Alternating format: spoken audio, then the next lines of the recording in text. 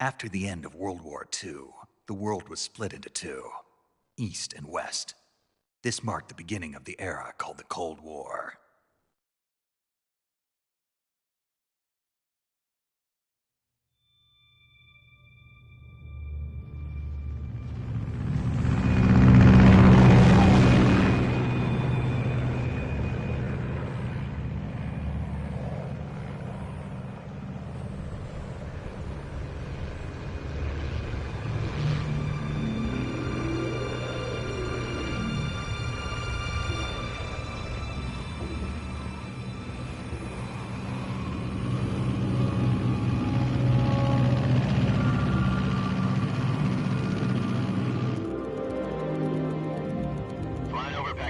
Altitude 30,000 feet.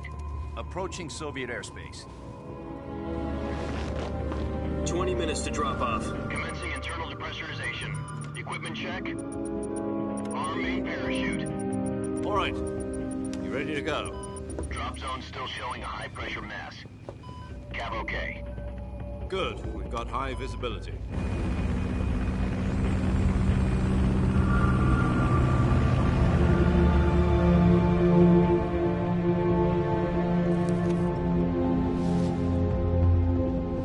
Put out that cigar. Connecting oxygen hose to interior connector. Put on your mask.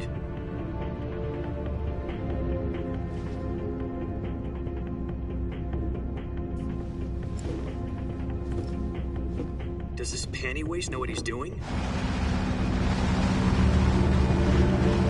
Approaching release point. 10 minutes to drop off. Hey, are you deaf? He said put out the cigar and put on your mask.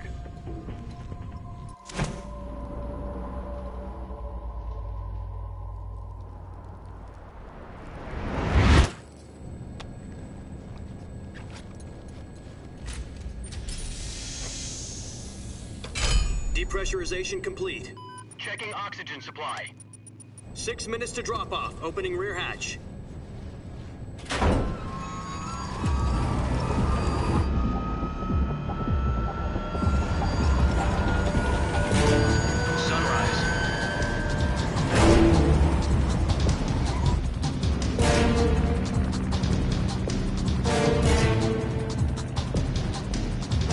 External temperature minus 46 degrees Celsius. 2 minutes to drop off. Stand up.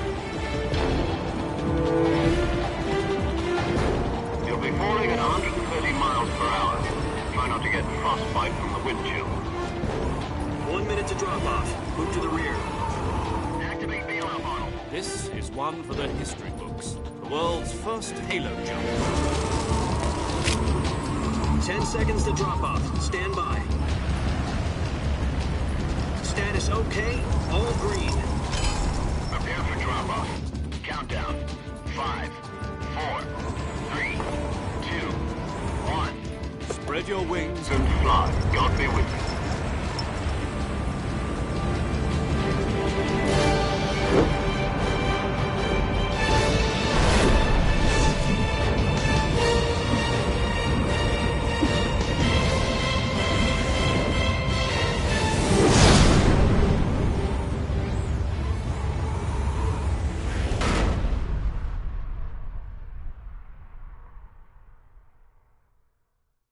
Jack, I've got some important news.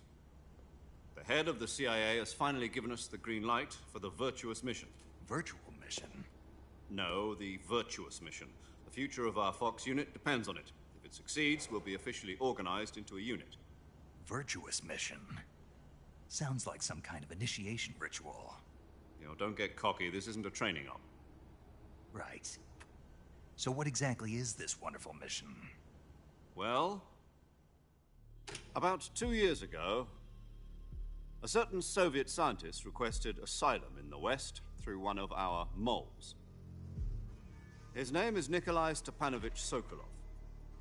He's head of the OKB-754 Design Bureau, one of the Soviets' top-secret weapon research facilities, and the East's foremost expert on weapons development.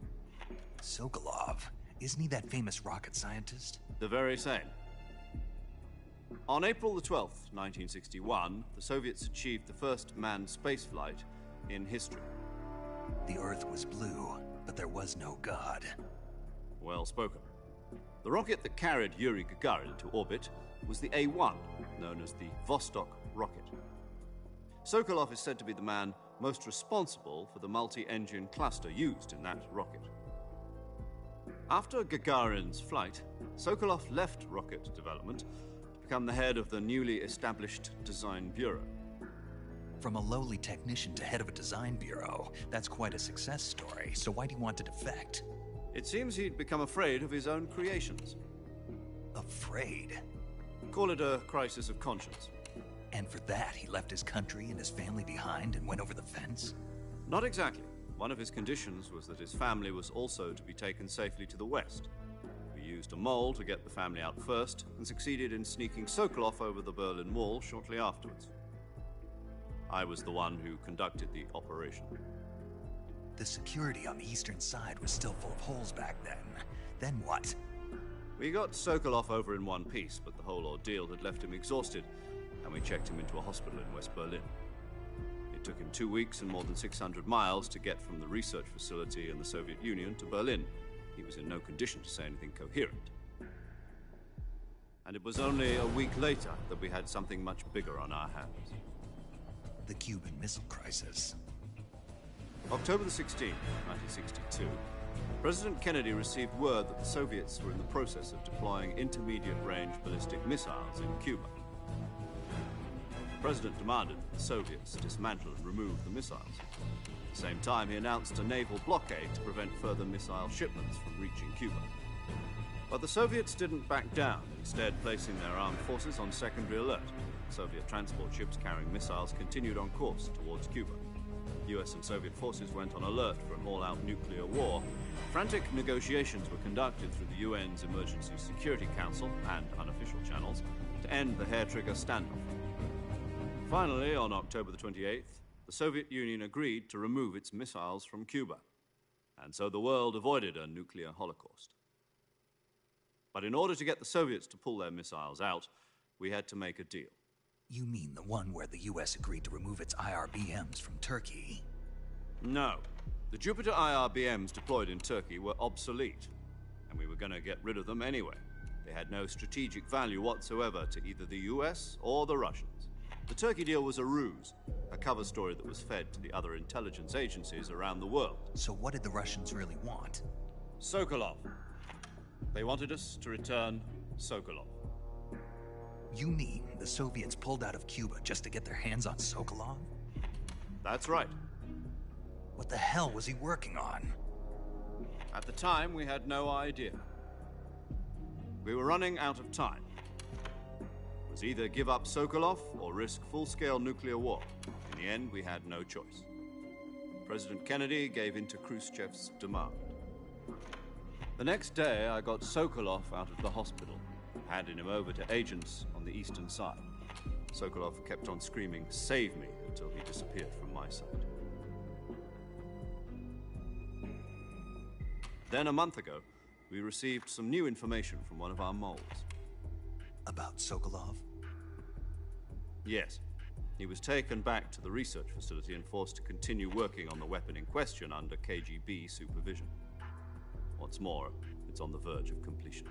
So what kind of weapon is it? Something to do with space rockets? No, missiles. Same technology. I guess you're right. We don't know the details, but it appears to be a new kind of nuclear device. For half a year now, the Soviets have been conducting frequent nuclear tests at Semipalatinsk. Something to do with the weapon, I assume. We're talking about a secret weapon so big that Khrushchev was ready to pull out of Cuba to get it back. Is Sokolov still in the facility? No. According to our intelligence, he's in Selinoyarsk, a place in the mountains about 3 miles to the west that's known as the Virgin Cliffs.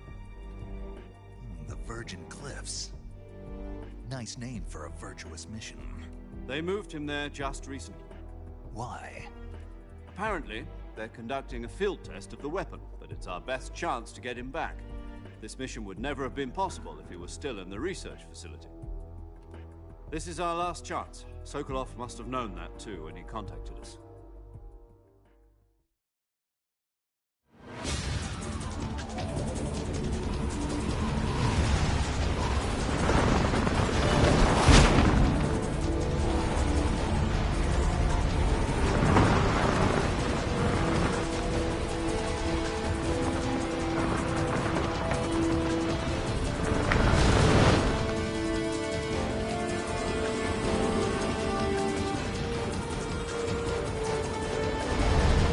Listen up, Jack.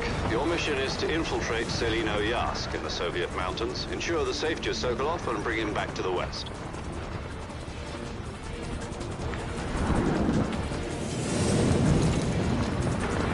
If we don't get Sokolov back before that weapon is complete, we'll be facing a major crisis. The clock is ticking.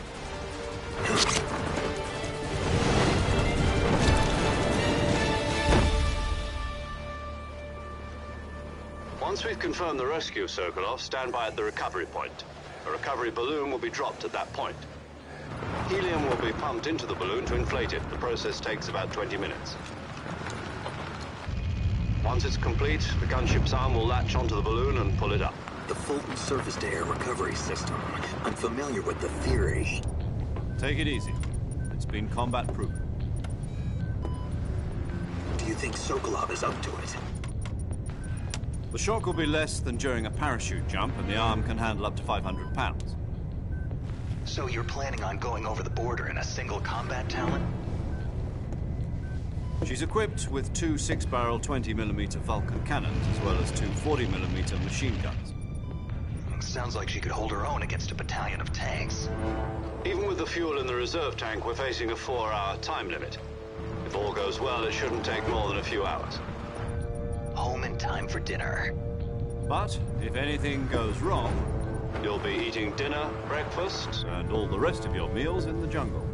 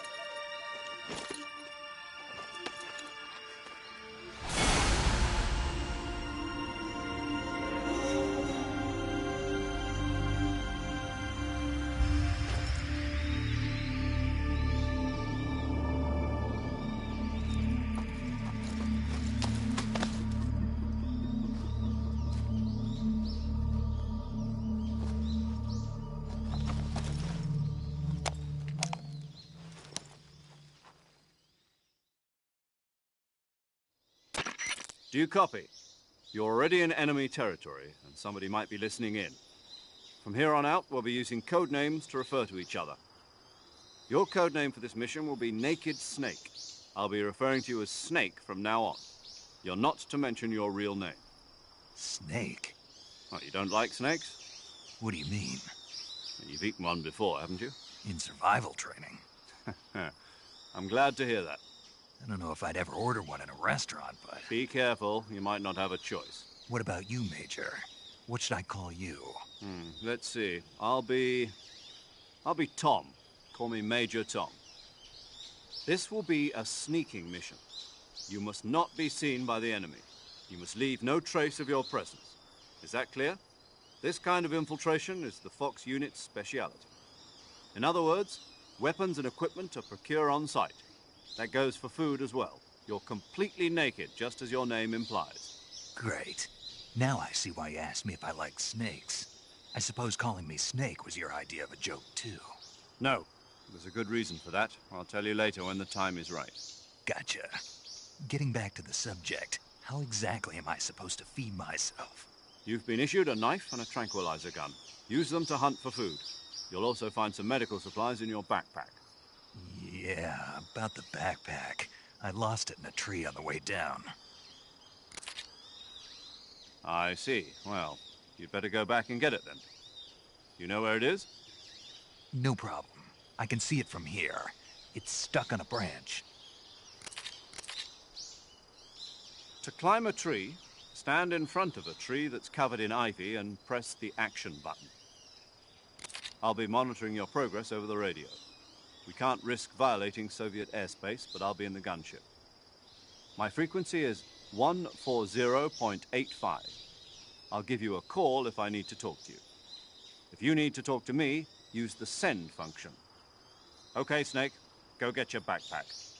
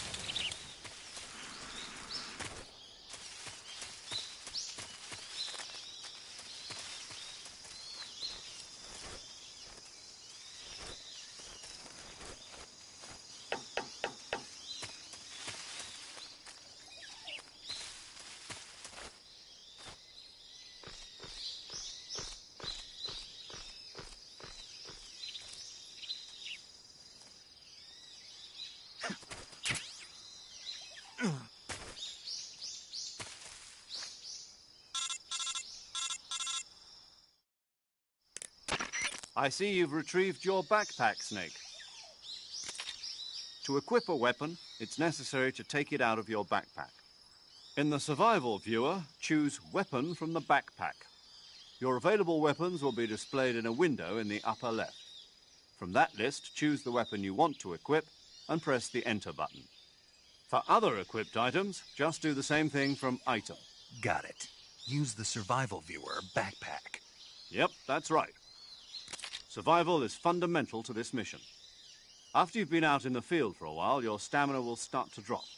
If your stamina gets too low, it'll affect your performance. You won't be able to shoot accurately, for example, and your wounds won't heal as smoothly. Keep an eye on your stamina so you don't run out. To recover lost stamina, you can hunt for local flora and fauna. You can use either your tranquilizer gun or your knife to hunt. My only weapon is a Mark 22 Hush Puppy tranquilizer gun? That's right. It's been fitted with its own suppressor. However, the suppressor will deteriorate every time you fire. Once its durability reaches 0, the noise suppression effect will be gone. So don't get too trigger-happy with it. The suppressor's durability is shown in the icon. Any weapons and equipment beyond what you're carrying now, you'll have to find as you go. I have to find my own weapons and equipment? Whose crazy idea was this, anyway? Solo covert actions are standard Fox operating procedure. You can't leave any traces of your presence. No weapons, equipment, footprints, sweat, or bodily waste. The same goes for bullets and cartridges, too. Your presence in enemy territory is already a violation of international conventions of warfare. There aren't supposed to be any American soldiers in Russia. It could spark an international incident. You can't let anyone see you. You can't let the enemy know you're there. This is a stealth mission. You're a ghost, Snake, in every sense of the word. And there'll be no rescue if you're captured. The military and US government will deny any involvement in the affair. Then I'll just have to take care of myself, huh? I'm afraid so. You've been given a fake death pill for that purpose. SIS guidelines stipulate that soldiers on covert ops like this one be issued a potassium cyanide capsule. Tape it to your body so you can take it when you need to. How generous of you. Use it if you're taken prisoner by the enemy. It'll send you into a state of false death for a short time. Fooling them into thinking that I'm really dead. So, how do I come back to life? Just take the revival pill. You mean that thing they put in my tooth before the mission? That's the one. But be careful. If you remain in a state of false death for too long, nothing will be able to bring you back. Remember that. I'll keep it in mind. You said this was a solo mission, right? Right. I guess that means I can't count on any reinforcements. Correct. The mission rests entirely in your hands. A real one-man army. Relax. There's a support team ready to back you up over the radio. Who? I'll introduce them to you. This time, survival is of utmost importance. The first member of the support team will be in charge of monitoring your physical condition, acting as a medic, so to speak, as well as recording your mission data. She's a member of Fox as well, and she's here on the gunship with me. She? Hello, Snake. I'm paramedic. Nice to meet you. Paramedic. As in a medic who comes in by parachute. Aren't you going to tell me your real name? Are you going to tell me yours, Mr. Snake? My name, huh? It's John Doe. And they call you Jack for short. You're a regular Captain Nemo. A name means nothing on the battlefield. After a week, no one has a name. What's your name? Jane Doe. Very funny. I wasn't joking, but I'll tell you my name only if you manage to make it back alive. My frequency is 145.73. She's also in charge of recording your mission data. Whenever you want to save, send a message over the reserved save frequency, 140.96. So saving lets me record my mission data. That's right. It also records the state of your health. Good to know. There's one more person I want to introduce you to, Snake. Huh? Speaking of snakes, you remember the boss, don't you? A legendary soldier and your mentor. Actually, it was the boss that got the DCI's authorization in the first place. She's going to be serving as Fox's mission advisor. Boss is? She also helped me plan this mission. She and I were at SAS together. Jack, is that you? How many years has it been? Boss? That's right. It's me. Talk to me. Let me hear your voice. It's been 5 years, 72 days, and 18 hours. You've lost weight. You can tell just by the sound of my voice. Of course I can. I know all about you.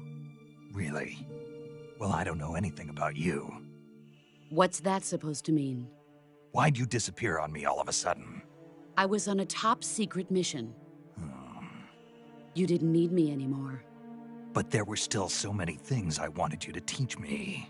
No, I taught you everything you needed to know about fighting techniques. I taught you all I could. The rest you needed to learn on your own. Techniques, sure. But what about how to think like a soldier? How to think like a soldier? I can't teach you that. A soldier needs to be strong in spirit, body, and technique. And the only thing you can learn from someone else is technique. In fact, technique doesn't even matter. What's most important is spirit. Spirit and body are like two sides of a single coin.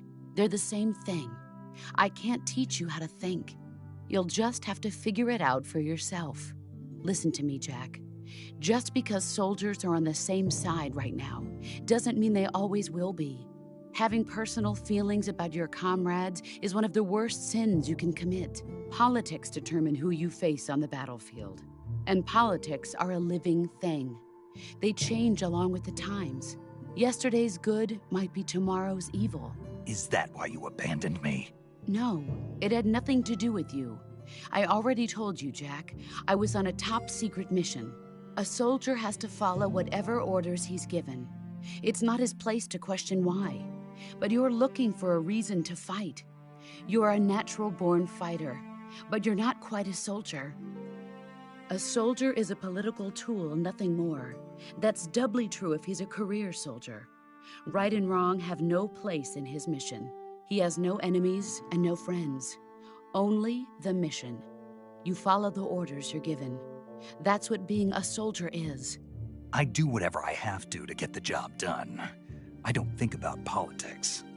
That's not the same thing. Sooner or later, your conscience is going to bother you. In the end, you have to choose whether you're going to live as a soldier or just another man with a gun. There's a saying in the Orient, loyalty to the end. Do you know what it means? Being patriotic. It means devoting yourself to your country. I follow the president and the top brass. I'm ready to die for them if necessary. The president and the top brass won't be there forever. Once their terms are up, others will take their place. I follow the will of the leader, no matter who's in charge. People aren't the ones who dictate the missions. Then who does? The times. People's values change over time, and so do the leaders of a country. So there's no such thing as an enemy in absolute terms. The enemies we fight are only enemies in relative terms, constantly changing with the times. As long as we have loyalty to the end, there's no point in believing in anything, even in those we love. And that's the way a soldier's supposed to think? The only thing we can believe in with absolute certainty is the mission, Jack. All right, but do me a favor. What is it? Call me Snake. Snake. Oh, right. Your code name is Snake. It suits you well. That's right. The legendary unit that the boss put together during World War II was a snake. The Cobra unit, a group of heroes that brought the war to an end and saved the world. As long as you've got a legendary hero backing you up, you'll be fine.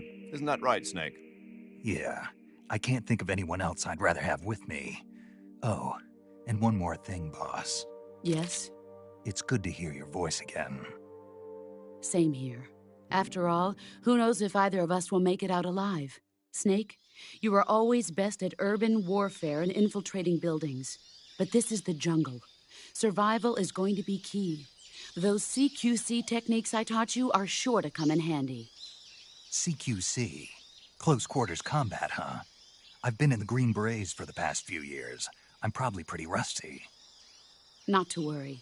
I'll be here to help you remember. After all, this is your first actual survival mission. I'll be supporting you over the radio.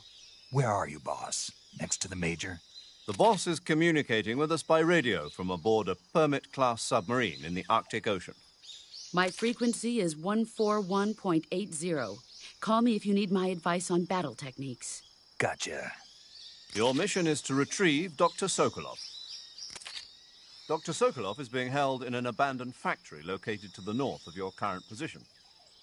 Avoid heavy combat and don't let anyone see you. Don't forget that this is a stealth mission. Snake, try to remember some of the basics of CQC.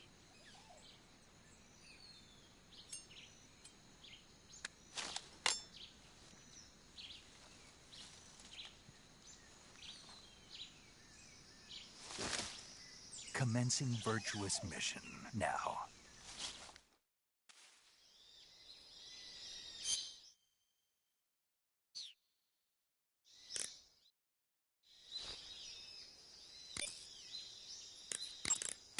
Saving the game, Snake?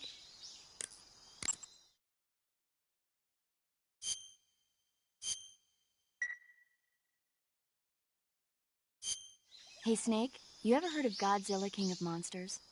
No, what is it? It's a movie. You haven't seen it? Nope. It's about this monster called Godzilla, who grows to an enormous size in a nuclear test and goes on a rampage in Tokyo. Nuclear test, huh? Then the Marshall Islands must be crawling with giant monsters right about now. It's just make-believe. Maybe that's why my pants have been so tight lately.